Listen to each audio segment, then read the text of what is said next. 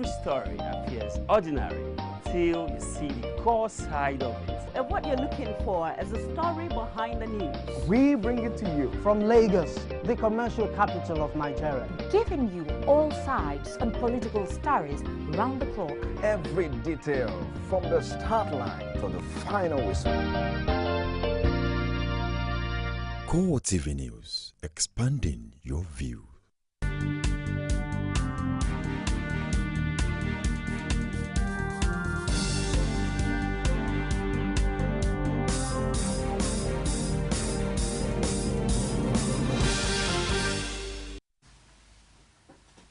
Good evening. Thanks for joining us on Core TV News at 7. I am Tolu Ojewumi.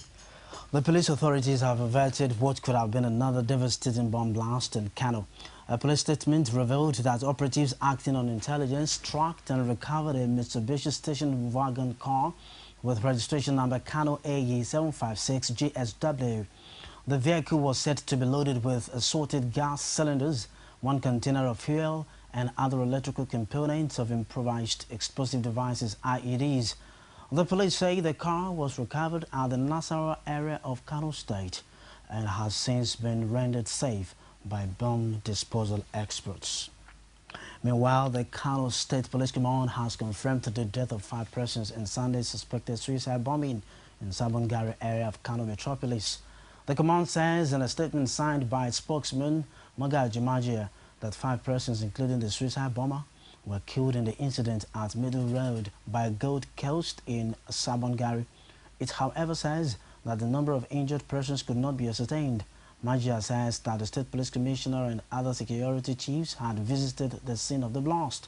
He added that normalcy had been restored to the scene by security agents, saying investigation into the incident had commenced. The Defense Headquarters has warned that tourists, journalists and adventurers should obtain necessary security cover or clearance before moving into areas of security operations in Adamawa, Yobe and Borno states. A statement signed by Chris Olukolade, the Director of Defense Information, says that the movement of those categories of persons in large numbers into areas of security operations in the 3 states have been noted. According to the Army General, this trend constitutes unnecessary risks to the persons, especially the foreigners involved. It is also an undue obstruction to operations. He stressed that as much as the military has nothing to hide and believes in the freedom of movement in the country, the need for all persons to recognize the status of certain places as operational area is reiterated. He says anyone violating the existing procedures for coverage or movement in the mission area does so at their own peril, as the security forces should not be held responsible for any unsavory outcome of such movement. The statement assured that necessary arrangements will continue to be made for the protection of persons and visitors whose movement was duly vetted in line with development in the security, in particular mission areas. Succor may soon come to unemployed graduates in Nigeria that if the recommendation of one of the committees at the ongoing national conference is accepted at the plenary and by the federal government. The Conference Committee on Law, Judiciary, Human Rights and Legal Reform recommends that each unemployed graduate should be paid a monthly allowance equivalent to the allowance of members of the National Youth Service Corps, NYSC. Currently, the federal government pays each corps member a monthly allowance of 19,800 naira. A member of the committee says the recommendation was one of the ways the committee members felt that crime could be reduced in the country. A Sentinel reconnaissance aircraft from the British Royal Air Force has flown to support the international search for more than 200 kidnapped schoolgirls missing in Nigeria. The aircraft is equipped with a suite of intelligence gathering and surveillance equipment. The state-of-the-art surveillance jet will operate from Accra in Ghana and will join United States aircraft in attempting to locate the girls seized from their school dormitory in Chibok. There have been positive reactions to the willingness of the international community's involvement in ending the terror unleashed by Boko Haram in the northeast. Well, the Sentinel's a highly capable and adaptable platform. It's been proven in many theatres so far since 2008. And like many in the public who've seen what's happened in Nigeria, we find it abhorrent. So if we can go and help find those children and return to the parents, then for us it's a good job. Now, the federal government has proposed an extension of the existing state of emergency in the three northeastern states of Adamawa, Borno, and Yobe. This is as a result of the continuing attacks by insurgents. However, some legal practitioners differ on the proposal of Nigerians and await the decision of the Senate. Taminemi Speedy Bote has details. As the emergency rule imposed in the three northeastern states of Adamawa, Borno and Yobe enters its 12th month, the rate of attacks by insurgents continue unabated. The federal government has proposed another 6 months extension of the emergency rule. We discovered that the state of emergency has not worked at all. We have all seen what happened. When you impose a state of emergency, it is to restore normalcy and peace within a particular section of the country where there is crisis. But with the state of emergency, it seems the crisis has been elongated and increased and improved upon by these terrorists. As you are aware, the emergency rule or circumstances have been on for almost 1 year. And then the relevant question is this: having taken over the control of affairs of the states, by the federal government, what have the federal government been able to achieve? But the bottom line is this: it was glaringly clear that the different states, Adamawa, Borno, and the rest of them, that were taken over by federal government, so to speak, failed in their duties. Nigerians differ on the proposal, which comes at the wake of the abduction of over 200 schoolgirls in Chibok, Borno State.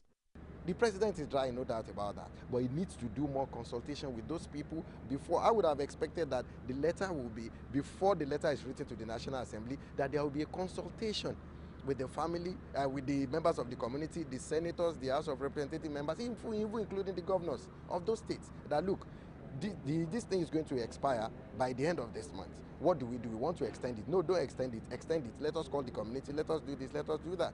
So if you look at the economic aspect of it, you will discover that most of the things that come from that side are not very expensive. I think it's political. This is not something we need to play politics about. If there is anything I blame the government for, it's their, kind of lackadaisical reaction to the security issues. We relaxed and we rested on our oars until international communities. It took the intervention of social media stars, international stars and artists to begin to say, bring back our girls, before the president could do something. For over 1 week, the president was busy gallivanting.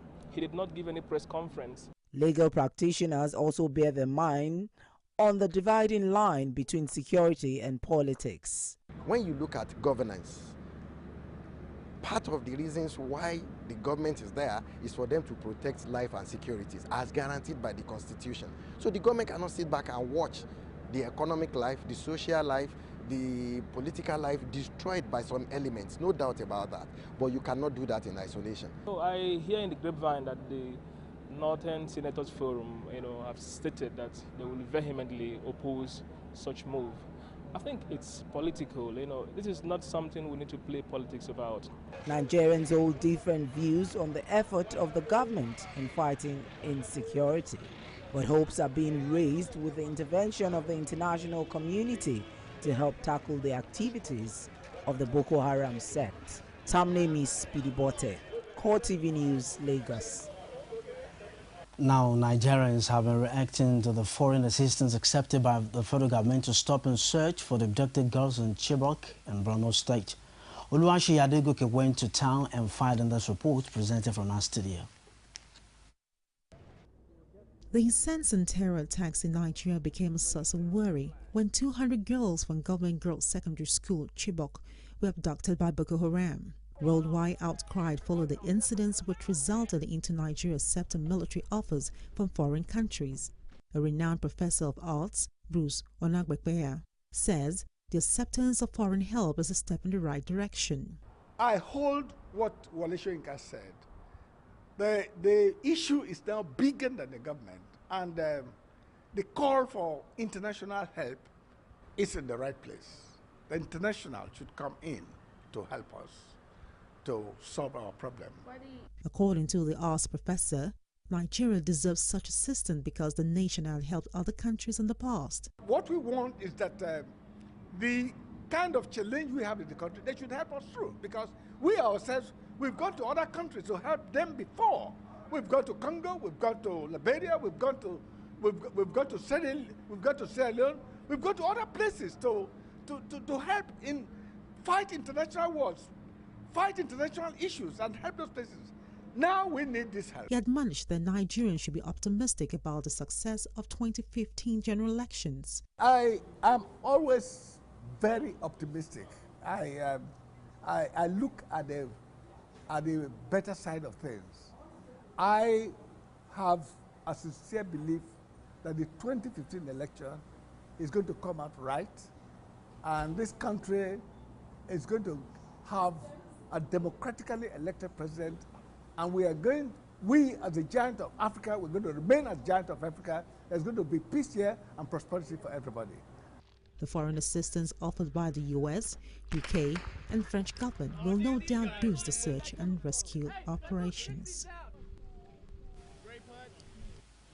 Now, the All Progressives Congress APC says by failing to visit Chibok, where about 200 schoolgirls were abducted by Boko Haram last month, President Goodluck Jonathan had betrayed Nigerians who voted him into office. The party says the cancellation of the allegedly planned presidential visits to Chibok was indicative of the Jonathan administration's policy flip-flop in the fight against Boko Haram. In a statement in Lagos by its interim National Publicity Secretary Lai Mohammed, APC says the Jonathan administration had bungled the fight against the sect and exhibited cluelessness in handling the abduction of the schoolgirls. The party explains that the president, with his utterances and actions or inactions, has deepened the pains of the parents and guardians of the girls, and indeed that of the whole nation, when he should have been the consoler-in-chief at such a difficult time for a nation he leads. APC accused Jonathan's administration of lying to Nigerians by saying the president never planned to visit Chibok.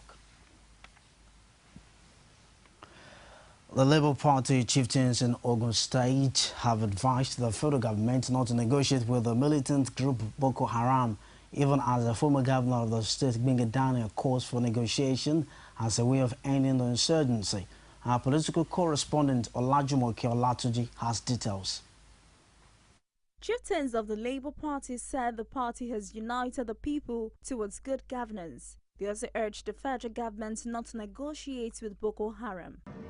No, we should not negotiate without, releasing their irresponsible elements who have killed, who have maimed, for our guests to be released. No, that should not be done. Any responsible government will not do that.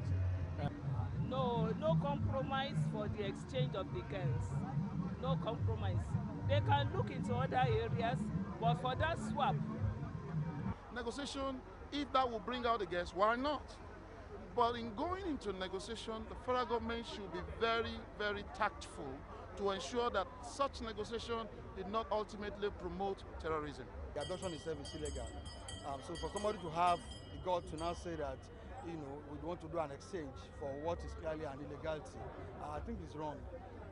My take is that the government and all the international community that is participating in this should use all the means possible to identify where these girls are and secure their release. But the former governor of Ogun and leader of the party, Gbenga Daniel, holds a different opinion. When somebody is holding human being, you have to continue to negotiate. Because when you are dealing with people who are like crazy, you don't tempt them. I recommend very strongly that the federal government should continue to negotiate. Strategizing for the 2015 general elections, the party leaders say they have the capacity to win the governorship of Ogun State. State leader of the party says the quality of leaders in the party is an added advantage that will ensure it triumphs in the forthcoming elections. The only way to avert crisis in our country is for us to begin to adopt the ideology of the Labour Party, which is basically to look at the masses of the people first and foremost, before looking at the welfare of the few no go rich. And that is why today I am recommending Labour Party more than any party in Nigeria today, at least at the state level. The party leaders have promised the people of Ogun State a good leadership, putting forward this reconciliation rally as a proof. Olajumoke Olatunji, Core TV News, Abeokuta. Away from Ogun State now to Ekiti State. Again, the Labour Party has promised the people of Ekiti an all-inclusive government, promising it will engage all sectors of the economy in the state. Labour Party candidate Okwemi Bamidele made a statement at the party's campaign rally in Ekiti Southwest local government area. Ekiti State correspondent Rashid was there and fired in this report. Political campaigns in Ekiti are focused on the rural areas lately in a bid to convince the people of Igbara Odo. Labour Party candidate Okwemi Bamidele says traditional institutions will be given their place of pride if elected. Our traditional rulers will be relevant in the scheme of things in this state. They will be relevant in the scheme of governance. There is no way we can run an inclusive government without really relating with our traditional rulers. And that's why I'm trying to again reassure you that they will matter and their opinions will matter to us. Bamidele says the party have plans to integrate the rural areas into the developmental strategies it has articulated. Most of the people who are educated, they are knowledgeable, they know what they want. That's why we have to extend all developmental projects and infrastructure development to all the villages and rural areas. Because that is where the money, the wealth, the economy of the state is. The focus of this rally has been a better life and an all-inclusive government if voted to power. We will run a government that will be all-inclusive. We will run a government that will take into cognizance the views and the positions of stakeholders in the implementation of our policies and programs. Whenever you are in Ekiti, you enjoy what people in the city are enjoying. That is the joy of even being in the rural area. You have your peace and you have enjoyed the basic amenities of life. We are going to do it, and our government will be a model. You will be surprised. Rural communities and farm settlements are said to turn out large amounts of votes in elections. Governorship candidates have been campaigning in these rural communities. Still in Ekiti State, ahead of the June 21 governorship election in that state, Labour Party candidate Okwemi Bamidele says he's still contesting the election. He says that he was not considering stepping down for any candidate in the poll. Bamidele says no amount of intimidation and attack would make him succumb to the wishes of those whom he claimed are seeing him as a threat. He says those spreading the information that he was no longer in the race were only jittery over his rising political profile. Bamidele also added that he has no working arrangement with any candidate. He called on his supporters across the state to disregard such speculations, saying they were false and diversionary. In what could be said to be answering the call of the Ekiti State Governor, the Inspector General of Police, Mohammed Abubakar, has ordered the deployment of more policemen to the state ahead of the June 21 governorship election. Ekiti State correspondent Rashid has details in this report presented from our studios. There has been several calls for the deployment of more policemen to Ekiti State recently, resulting from the several incidences of clashes and violence erupting from political campaigns and gatherings. Ekiti State Commissioner of Police has been one of the advocates for more policemen. For the election, it suffices to say that I've gotten all assurance from the Inspector General of Police and his management team that are going to give us maximum assistance and cooperation to enable us to accomplish our objective. To that extent, we're expecting there will be men and materials supplied to us by Abuja. Uyana promised to collaborate with all relevant agencies for the success of the June 21st election. He, however, admonished all politicians and political parties to play according to the rules of the game. We'll continue to collaborate with other security agencies, including INEC, to ensure that we give everybody a level playing ground. Our duty is to ensure the security of the electoral process, while INEC, which is the election management body, is to guarantee the integrity of the electoral process. The police have expressed its readiness to ensure that the election in Ekiti is peaceful. The police also engage in sporting activities, beating all other football teams in Ekiti to qualify for a place in the top-flight National League. Away from Ekiti State now in Lagos State, Lagos State Governor Babatunde Fashola says his government will not tolerate any act that will derail the ongoing environmental regeneration in the state. Fashola reiterated his position while inspecting the reclamation of Igomu and Ijora Badia environment. Abiola Oluwole's report is presented from our studio. Inspection started at the Igomu Canal and the Igomu Under Bridge reclaimed by the state government. Governor Fashola also inspected Badia community and admonished residents to maintain a clean environment. The governor asks them to desist from dumping refuse in the drainage. I continue to ask myself deeply, do people really want a cleaner environment? Because when we clean drainages, we build drainages, and when you come back to them, what you see there are human waste,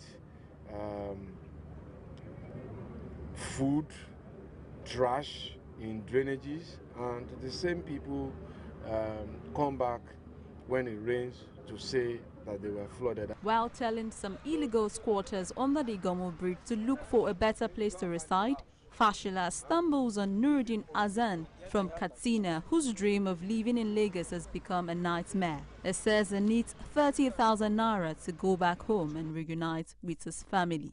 Don't stay here again. Maybe go look after your wife. Check out your wife and your children. Lagos has previously been associated with indiscriminate dumping of refuse, but recent efforts by the state government has helped to clean up Nigeria's business hub. We'll take a break now and come back to take you outside Nigeria. Please don't go away.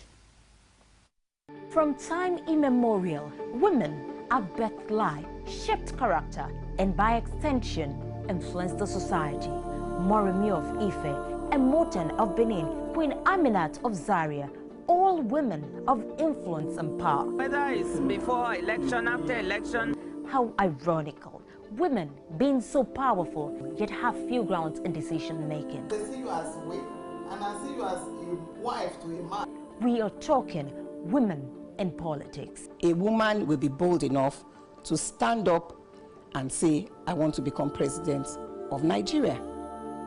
Only on Core TV News. I don't think the election was actually... What are the people saying? 5 local government out of the 13 local government is more than many states in the north. The economy is booming. Where is the economy booming? Bomb blast in Abuja. Don't you have security?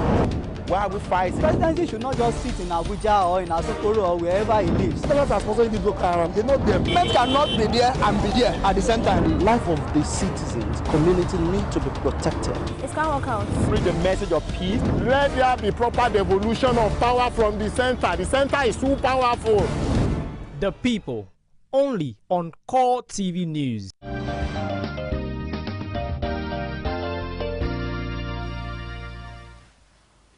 Thanks for staying with us. You're still watching Core TV News at 7. And for more information on our news and other programs, visit our Facebook page, facebook.com/Core TV News. You can also follow us on Twitter. Our Twitter handle is @Core TV News NG.